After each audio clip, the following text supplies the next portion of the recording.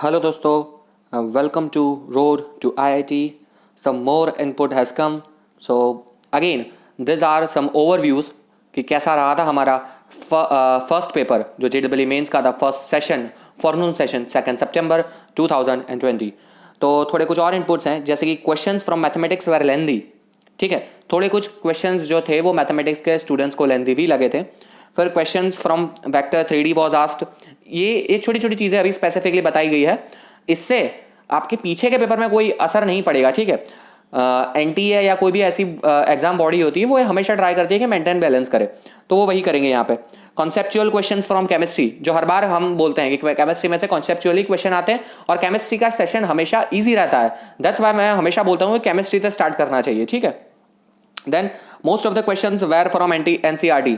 जो इससे पहले भी मैंने बताया था कि NCERT के टेक्स्ट बुक में से ही डायरेक्टली बहुत ज़्यादा क्वेश्चन आए गए थे. कई बच्चे हमेशा ये एक डाउट रेज करते हैं कि NCERT बुक पढ़ने से क्या JEE मेंस क्लियर हो जाएगा. तो मैं हमेशा उनसे बोलता हूँ कि हाँ, NCERT तो छोड़ो, अगर आप अपने बोर्ड की भी आप अच्छे से पढ़ते हो बुक्स, तो भी आपका एग्जाम अच्छे से JEE मेंस का क्लियर हो सकता है, JEE एडवांस का नहीं. ठीक है, तो NCERT के क्वेश्चंस थे.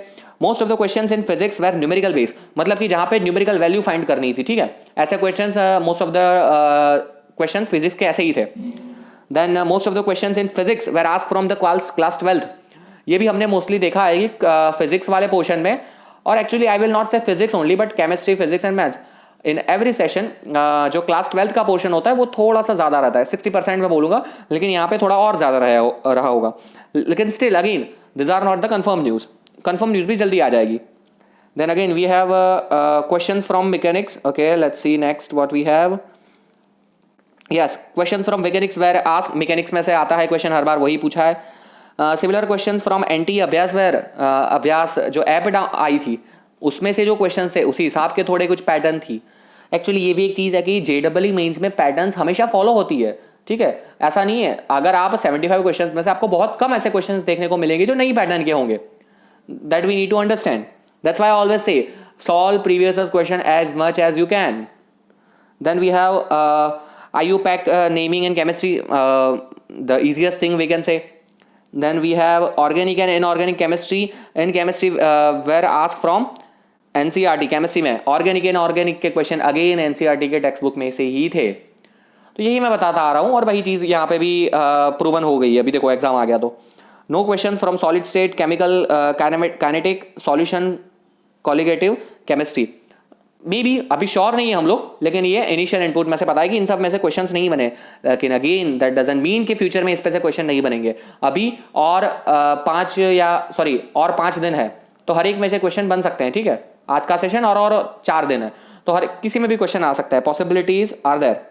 Then we have question related to marking the closer integer was asked. मतलब कि हमें क्लोजर इंटीजर पे जाना होता है, वो तो बट वैसी चीज़ है, कुछ बड़ी चीज़ नहीं है. ठीक है, एंड फाइनली द एनालिसिस, जो मैंने आपको पहले ही बताया था वही यहाँ पे लिखा है कि फिजिक्स टफ था थोड़ा सा. कई स्टूडेंट्स को टफ लगा है. ये जनरलाइज पर्पस है. जिसको फिजिक्स बहुत अच्छा होगा उसको मे बी ईजी लगा होगा. फिजिक्स जनरलाइज टफ था, chemistry easy and maths moderate. जो हर बार का मैं बोलूँगा JEE मेंस के अगर आप 100 पेपर निकाल के देखोगे तो 100 में से 80% में यही एक फॉलो होता है पैटर्न, और वही था. और ओवरऑल पेपर था मॉडरेट. ठीक है, और कोई फाइनलाइज जो क्वेश्चंस आते हैं वो तो अभी पता नहीं चलेंगे, क्योंकि क्वेश्चंस बहुत कम याद रहते हैं स्टूडेंट्स को. अगर कोई क्वेश्चंस भी आएंगे तो मैं डेफिनेटली सॉल्व करवाऊंगा. ठीक है, लेकिन अभी के लिए दैट्स इट. ये वीडियो ज़्यादा जितने हो सके उतना ज़्यादा से ज़्यादा लोगों को शेयर करना.